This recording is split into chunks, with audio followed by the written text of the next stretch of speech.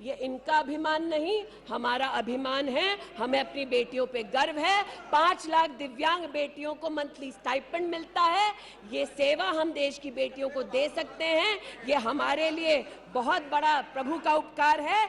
1,28,000 बेटियों को meritorious scholarship दी जाती है, 12,000 रुपए की हर साल। ये सेवा का मौका परिवारों ने हमको दिया। 2 लाख से ज्यादा बेटियों को सेल्फ डिफेंस की ट्रेनिंग दी जा रही है। आज एलिमेंट्री एजुकेशन में बेटियों की एनरोलमेंट 100% है इस देश में। ये हमारे देश के लिए गौरव की बात है। आज पहली बार फीमेल एनरोलमेंट उच्च शिक्षा में महोदय 2 करोड़ से ज्यादा हुआ है महिलाओं का। ये देश के लिए गौरव की बात है। आज दलित बेटियों का एनरोलमेंट बढ़ा है 38%। दलित बेटियों का उल्लेख करती हूँ, ये चिल्लाते हैं इनको दलित बेटियों से सरोकार नहीं, हमको है। ये हमारे लिए गर्व की बात है। आदिवासी बच्चे, लड़कियां 63% उनका एनरोलमेंट बढ़ा महोदय। आदिवासी बच्चों के साथ इनका कोई सरोकार नहीं। आदिवासी बेटियों ने हमारे प्रधानमंत्री को सेवा का मौका दिया। ये हमारे लिए प्रभु की असीम कृपा है। नॉर्थ ईस्ट की बात करते हैं तो महिला ने नॉर्थ ईस्ट में 34% की इंक्रीज हुई है एनरोलमेंट में। नॉर्थ ईस्ट के मेरे सभी साथियों को, चाहे वो सदन में कहीं भी बैठे हों, महिलाओं की दृष्टि से मैं अभिनंदन देती हूं।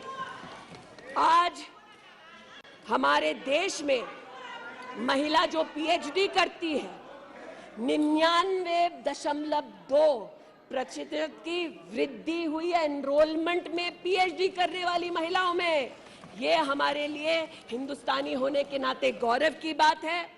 आज जो महिला शैक्षिक संस्थानों में सेवा दे रही, यूनिवर्सिटीज में, इंस्टीट्यूशंस में, कॉलेजेस में 66%, 66% उनकी वृद्धि हुई है। आप हो करते जाएं, हम तो उनके लिए बल्ले बल्ले ही करेंगे। आज मुझे ये कहते हुए खुशी है कि हमारे लेबर मिनिस्ट्री ने कहा है कि ईपीएफ में 28,70,000 महिलाओं ने अब अपने आप को सब्सक्राइबर बनाया है। आज 2017 से लेकर 22 तक लगभग 1400 महिला साइंटिस्ट को भारत सरकार की विविध स्कीम्स के अंतर्गत सहयोग मिला है। आज महिलाओं को मैटरनिटी लीव में 26 हफ्ते की पेड मैटरनिटी लीव मोदी सरकार ने सुनिश्चित की है। आज महिलाओं ने 3 करोड़ बेटियों ने, महिलाओं ने प्रधानमंत्री मातृवंदना योजना के अंतर्गत 13,700 करोड़ रुपया अपने बैंक के खाते में पाया है। इस सेवा के लिए प्रधानमंत्री जी को आभार और बेटियों का अभिनंदन। आज हमारे देश की बेटियां सैनिक स्कूल में पढ़ सकती है। इस ऐतिहासिक निर्णय के लिए रक्षा मंत्री जी, प्रधानमंत्री जी को आभार। आज हमारी देश की बेटियां आर्म्ड फोर्सेस में परमानेंट कमीशन पा चुकी हैं। हमारे देश का गौरव बढ़ाने के लिए ऐसी बेटियों का आभार। आज जो महिला और महिला हक के लिए यहाँ बोल रहे हैं,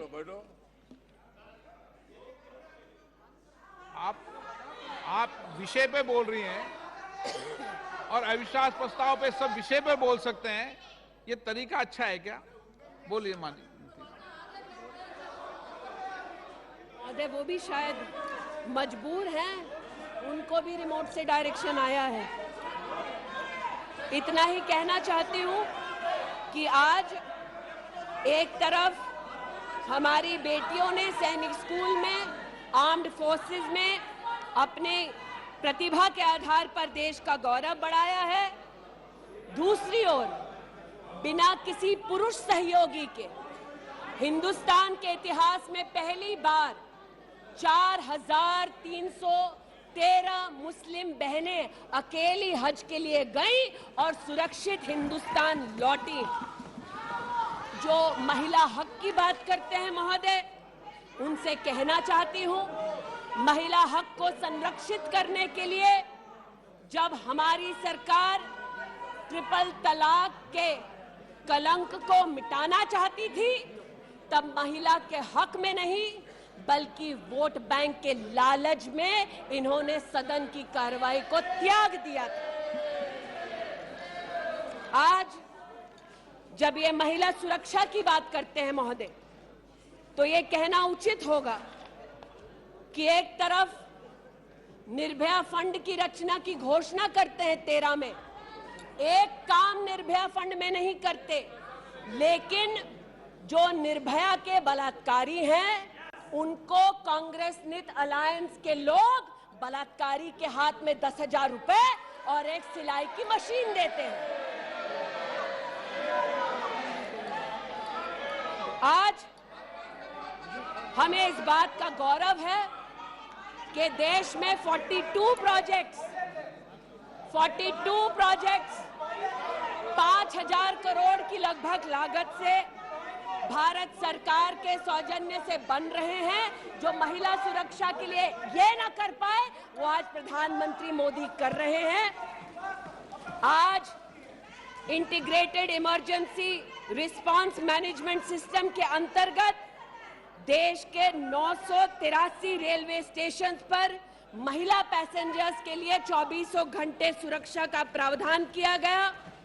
आज कोंकण में वीडियो सर्वेलेंस सिस्टम की विशेष व्यवस्था महिला संरक्षण और महिला सुरक्षा के लिए की गई।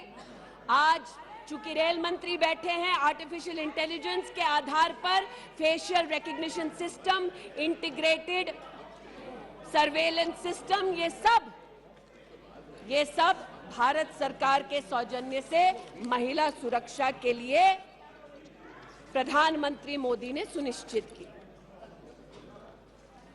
एक बात पर मैं आपत्ति अभी दर्ज करती हूं अध्यक्ष जी,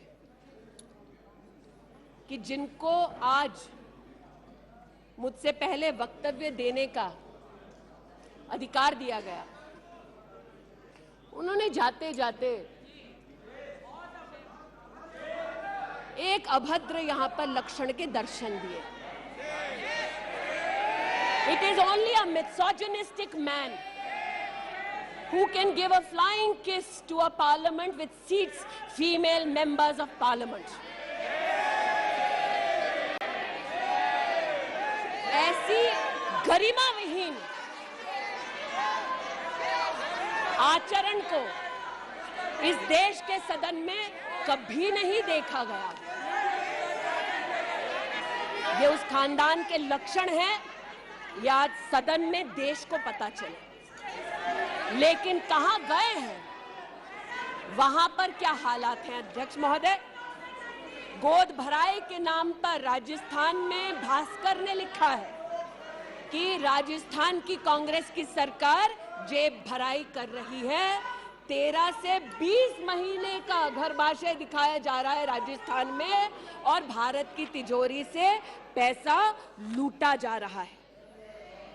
इनका सरोकार महिला उत्थान से नहीं, ये महिला के बारे में क्या सोचते हैं, इनकी क्या हरकतें हैं, इनके नेता ने जाते जाते यहां पर उसको प्रसारित कर दिया है। लेकिन इन्हें सरोकार इनके नेता को किससे है? चीन से है। तो चूंकि सब चीन में इतनी रुचि लेते हैं कांग्रेस पार्टी के नेता, इसलिए आज एक सुखद समाचार भी सुनाती हूं। चीन में 31st यूनिवर्सिटी गेम्स हुआ। 1959 से लेकर आज तक भारत को मात्र 18 पदक मिले। इस बार 26 मेडल का रिकॉर्ड हिंदुस्तान के बच्चों ने स्थापित किया। भारत मां के टुकड़े के लिए तालियां बजाते थे, भारत मां के बच्चों के लिए तो बजा दो। 11 गोल्ड, 5 सिल्वर, 10 ब्रॉन्ज।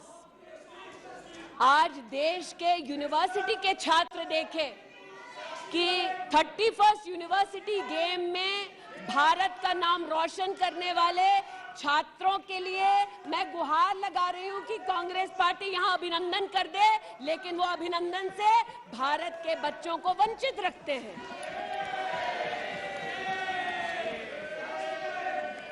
बात अभिनंदन की निकली तो एक वो भी थे जिन्होंने आसमान चीरा और दुश्मन को मुंहतोड़ जवाब दिया। आज जो व्यक्ति यहां पर भारत की आवाज का उल्लेख कर रहे थे, उन्होंने भारत की आवाज में आवाज मिलाकर तब नहीं बोला जब आतंकी हमला करते हैं। उन्होंने भारत की आवाज से अपनी आवाज को भिन्न करते हुए इस सदन में भारत के रक्षा बलों से प्रमाण मांगा इस सदन में। लेकिन प्रमाण क्यों मांगा? क्योंकि कुछ लोगों ने कहा होगा। और प्रमाण मांगने का क्या सलीका है, ये मीडिया के मित्रों के माध्यम से आया है ध्यान में देश के। न्यूज क्लिक की आज बात करना थोड़ा मैं जरूरी समझती हूं। न्यूज क्लिक, नेवल सिंघम कुछ पत्रकारों को हिंदुस्तान में लिखते हैं कि किस प्रकार से हिंदुस्तान के खिलाफ न्यूज सर्कुलेट होनी चाहिए, कैसे चाइना के समर्थन में अलग अलग आर्टिकल लिखने चाहिए और इसे एक बार छपवा दो तो ट्राई कॉन्टिनेंटल पब्लिकेशन इसको इकट्ठा करके फिर काम आगे बढ़ाएगा। मेरे एक पार्लियामेंट्री सहयोगी निशिकांत जी ने इस पर जब विषय उठाया तो मैं स्तब्ध हूं कि कांग्रेस पार्टी ने डिमांड नहीं की कि अगर कोई बाहरी ताकत का पैसा लेकर हिंदुस्तान में व्यवस्थाओं को भंग करना चाहता है, हिंदुस्तान को कलंकित करना चाहता है तो उस पर कार्रवाई करो। ऐसा कांग्रेस का पक्ष नहीं था। कांग्रेस ने पक्ष ये लिया कि जो निशिकांत दुबे के मुंह से शब्द निकले हैं उनको एक्सपंज कर दीजिए। लेकिन ये जो ट्राई कॉन्टिनेंटल पब्लिकेशन है महोदय, जिसके बारे में ना आप ईडी को माने, न्यूयॉर्क टाइम्स को माने, वो ट्राई कॉन्टिनेंटल पब्लिकेशन के जो मुख्य रिसर्चर हैं उनके वक्तव्य को कांग्रेस पार्टी अपने ऑफिशियल फेसबुक पर क्यों डालती है, ये मैं पूछना चाहती हूं। जो जानबूझकर भारत के किसानों के हितों के खिलाफ बोलते हैं, उनका वक्तव्य ट्राई कॉन्टिनेंटल पब्लिकेशन वालों का जो सीनियर फेलो या रिसर्चर है उसका वक्तव्य कांग्रेस, नेशनल कांग्रेस के फेसबुक पर 19 अप्रैल 2019 को क्यों पब्लिश होता है, ये थोड़ा बहुत शोध का विषय है, ये थोड़ा बहुत चर्चा का विषय है। आज मैं ये कहना चाहती हूं कि जब प्रस्तावना हुई, मैं तो प्रस्तावना के विरुद्ध खड़ी हूं। मैं नरेंद्र मोदी जी के नेतृत्व पर राष्ट्र के सभी नागरिकों के साथ पुनः विश्वास दर्शाते हुए अपना वक्तव्य देती हूं। लेकिन राहुल जी ने किस पर विश्वास जताया? राहुल जी ने विश्वास जताया मुस्लिम लीग पर। कहा सेक्युलर पार्टी है। शायद राहुल जी ने ना पढ़ा हो कि 80 के दशक में मुरादाबाद में 83 लोगों को मारने वाली मुस्लिम लीग, राहुल जी को बताना पड़ेगा सेक्युलर कैसे हुई।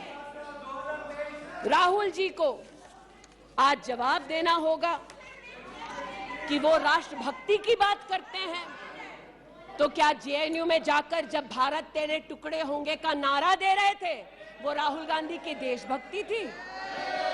राहुल गांधी को आज जवाब देना होगा, है तो नहीं, उनको आज जवाब देना होगा। जिस अफजल गुरु ने इस संसद पर हमला किया, उस अफजल गुरु के संरक्षक समर्थक को कांग्रेस पार्टी ने अपने पार्टी का नेता बना दिया, जिसने कहा यह राहुल गांधी की देशभक्ति है। राहुल गांधी की देशभक्ति आज बताती हूं। इन्होंने घबराइए मत, आप ही के नेता बोलकर गए हैं, घबरा क्यों रहे हैं? बैठिए, आराम से बोल रही हूँ। जरा संक्षेप कीजिए। मैं पुनः बोलना चाहती हूँ, अध्यक्ष महोदय, बहुत सारे व्यवधान आए, अब राहुल जी की बात चली है तो कृपया थोड़ी सी कर दीजिए। दोबारा कहती हूँ, क्या बोले हैं और क्या बाहर बोले हैं। देश के बाहर गए तो कहा आइडियाज ऑफ इंडिया कॉन्क्लेव में that there is going to be a Mars upsurge. India has massive amount of polarization. ये राहुल गांधी के शब्द हैं। इसका मतलब राहुल गांधी ने विदेश में जाकर कहा हिंदुस्तानी सौहार्द की भूमिका में नहीं रहते। राहुल गांधी ने कहा कि हिंदुस्तानी भाईचारे में इतना विश्वास नहीं करते because there is a massive amount of polarization. और राहुल गांधी ने कहा there is going to be a mass upsurge. Now the question is, how can the opposition effectively use the upsurge to change politics? मतलब उन्होंने कहा कि देश में उथल-पुथल होगी। मैं स्पष्ट करना चाहता हूं, विपक्ष इस उथल-पुथल को कैसे इस्तेमाल कर सकता है, ये मैं सोच रहा हूं। फिर उनका शब्द है देश में केरोसिन फैला है, हमें एक चिंगारी की जरूरत है। आज पूछना चाहती हूं, माचिस ढूंढते ढूंढते राहुल गांधी कहां गए? अमेरिका गए? तंजीम अंसारी के साथ जो पाकिस्तानी इमाम जावेद अहमद के साथ ताल्लुक रखते हैं, अमेरिका में अपने कार्यक्रमों को उनके साथ करवाया। राहुल गांधी मिन्हाज खान जो हिंदुस्तान के खिलाफ आवाज बुलंद करते हैं, उनके साथ उन्होंने मीटिंग की। आज जो लोग इस देश में एस्पियोनाज के लिए पकड़े जाते हैं, उनका राहुल गांधी ने जाकर विदेश में समर्थन किया। वे तब से अडानी अडानी कर रहे हैं, तो अब थोड़ा मैं भी बोल दूं। फोटो मेरे पास भी है। इतना ही खराब है तो जीजा जी उसके साथ क्या कर रहे हैं? तो निशिकांत जी सही कहा, किसी को सेट करो, किसी को भेंट करो। पूछना चाहती हूं, 1993 में मुंद्रा पोर्ट में कांग्रेस की सरकार ने अडानी को जगह दी, तब प्रधानमंत्री कौन थे? कांग्रेस के थे। वित्त मंत्री कौन थे? मनमोहन सिंह थे। अडानी बोल रही हूं। यूपीए के कार्यकाल में अडानी को इन्होंने 72,000 करोड़ का लोन दे दिया। क्यों दिया? राजस्थान में 60,000 करोड़ से ज्यादा का समझौता कर लिया गहलोत जी के साथ, 20,000 एकड़ जमीन ले ली। क्यों किया? केरल में कांग्रेस की यूडीएफ सरकार के साथ पोर्ट का काम क्यों दिया? महाराष्ट्र में जब कांग्रेस के पास सत्ता थी तो फिर कांग्रेस ने अडानी को पोर्ट का काम क्यों दिया? बंगाल में हल्दिया पोर्ट का काम अडानी को क्यों दिया? छत्तीसगढ़ में कांग्रेस पार्टी ने अडानी को काम आदिवासियों ने मना किया, फिर भी क्यों दिया? अब इसमें बेटा कितना सेट होगा, दामाद को कितना भेंट होगा, हम क्या जाने। लेकिन आज अरे दामाद का मामला है, बैठ जा भाई। दामाद आपका नहीं है, जिनका है वो नहीं चिल्ला रहे, आप क्यों चिल्ला रहे? बैठ जाइए भाई, जिसका है दामाद वो नहीं चिल्ला रहे, आप क्यों चिल्ला रहे? बैठिए। अरे बैठ जाइए, बैठ जाइए, बैठ जाइए, बैठ जाइए, बैठ जाइए। कोयले घोटाले में पकड़े गए, 2G में भी पकड़े जाएंगे, बैठ जाइए प्लीज। आप बताइए, इस पूरी बला की जड़ महोदय, पूरी बला की जड़ परिवारवाद में है और परिवारवाद की राजनीति की जड़ कांग्रेस पार्टी में है। इनके अलायंस के लोग चारा खाते हैं, ये उनके घर मटन खाने चले जाते हैं।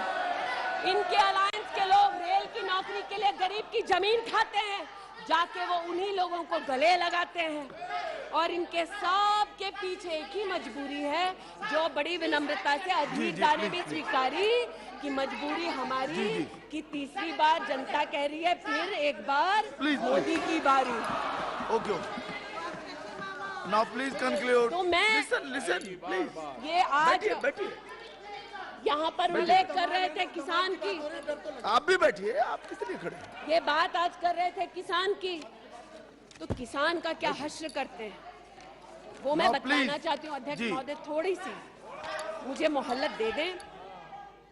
ये मैं कहना चाहती हूँ उस क्षेत्र की बात बैठिए जिसकी मैं प्रतिनिधि हूँ, जहाँ पर गरीब, बैठिए किसान, प्लीज बैठिए दलित प्लीज। मांग कर रहे थे विद्यालय की। 1982 में किसानों ने 4 बीघा 2 बिस्वा जमीन इंटर कॉलेज के लिए दी और अमेठी में धोखे से किसानों की ये जमीन हड़पने वाले फाउंडेशन का नाम गांधी खानदान है। 2016 में राहुल जी दौरे में गए तिलोई, वहां पर लोगों ने कहा, 200 छात्रों ने सुनिए कि जमीन वापस कर दो, हमारे लिए कॉलेज की व्यवस्था करो। इन्होंने अपने अलायंस पार्टनर के साथ उन छात्रों को जेल भगा दिया। 17 में जेल भगाया। सेठा गौरीगंज में प्रमाण है, आ जाओ गौरीगंज, दूध का दूध पानी का पानी यही कर दूंगी। गौरीगंज सेठा रोड पर जमीन हब्जाली, भूसियावा मार्ग पर नरसिंह भानपुर पर मुंशीगंज में जमीन हथियाली। ये उनका संस्कार है। जमीन कौन कौन हड़पता है ये कांग्रेस की गाथा स्पष्ट है। जहां ये है वहां पर आज मैं अभिनंदन देती हूँ रेल मंत्री का कि रेल कोच फैक्ट्री रायबरेली में भी 10,000 कोचेस तब बनी जब नरेंद्र मोदी देश के प्रधानमंत्री बने। पीड़ा हो रही है जी। मैं बस इतना बताना चाहती हूँ कि आज जो किसानों का दम भरते हैं, बालियान साहब शायद यहाँ नहीं है, मैं अमेठी के किसानों की ओर से विशेष बालियान साहब आपको नतमस्तक होकर आभार व्यक्त करती हूँ। राष्ट्र के इतिहास में पहली बार अमेठी में खाद की रैक उतरी जब मोदी आए। इन्होंने न खाद दी, गौरीगंज में किसानों पर लाठीचार्ज करते थे, राजनाथ जी इसके साक्षी हैं। इन्होंने 80% लोगों के पास अमेठी में, जहां 5 दशक इन्होंने राज किया, 80% लोगों को शौचालय नहीं दिया, 60% लोगों के घर में बिजली नहीं दी। और ये आज लोकतंत्र की बात करते हैं, अपनी प्रतिभा की बात करते हैं। आज मैं आभार व्यक्त करती हूँ। अमेठी का पहला सैनिक स्कूल मोदी जी ने दिया, 7.5 लाख लोगों को मुफ्त अनाज मोदी जी दे रहे हैं। अमेठी का आज पहला मेडिकल कॉलेज जिसके नाम से इस खानदान ने जमीन हड़प ली थी, वो नरेंद्र मोदी ने दिलवाई। आज मैं इतना कहना चाहती हूँ अध्यक्ष महोदय, जो अभी है नहीं, जो 50 साल की उम्र के बाद देश देखने निकले थे, वो देश के किस कोने में वर्तमान में है मैं नहीं जानती, लेकिन इतना जरूर एक मिनट। और देखिए, रोम आपने एक फिलोसोफर आपने का ये मंत्रिमंडल में अविश्वास प्रस्ताव लाया है। नेशन कैन तो सर्वाइव, मंत्रिमंडल उस संबंध में बोलेगा, उनको बोलने का अधिकार है। प्लीज आप बैठ जाइए। नो, मणिपुर पर चर्चा आपने नहीं मांगी है, वो एक विषय है, उस पर चर्चा हो रही है, उसका उत्तर भी आएगा, परंतु no, please sit down. But what, sir, of the enemy who speaks slyly? What of that enemy? आज जिनके पास ना नीति थी, ना नियत थी, ना देश के प्रति निष्ठा थी, आज ना जो कभी हिंदू के हुए, जिन्होंने राम के अस्तित्व को नकार दिया, ना सिखों के साथ जिन्होंने इंसाफ किया, जो ना कभी महिलाओं के उत्थान के लिए समर्पित थे, ना नौजवान के सशक्तिकरण के लिए समर्पित थे, ना किसान के बलिदान को स्वीकार कर किसान की समृद्धि के लिए समर्पित थे। आज उनसे कहना चाहती हूं कि जो समर्पित है, जो सबके विश्वास के साथ सबका विकास कर रहा है, उस पर देश को पुनः विश्वास दिखाएंगे। 24 में पुनः मोदी सरकार बनाएंगे। इस अविश्वास प्रस्ताव का मैं निषेध करती हूं और भारत माँ का जयकारा लगाते हुए जो भारत माँ की हत्या की बात कर रहे थे महोदय, उनसे कहना चाहती हूँ, अंग्रेज आए चले गए, मुगलिया सल्तनत आई खत्म हो गई, हिंदुस्तान आज भी है और आगे भी रहेगा। और हिंदुस्तान इस देश की तिजोरी की चाबी वापस उनकी माताजी के हाथ में नहीं देगा।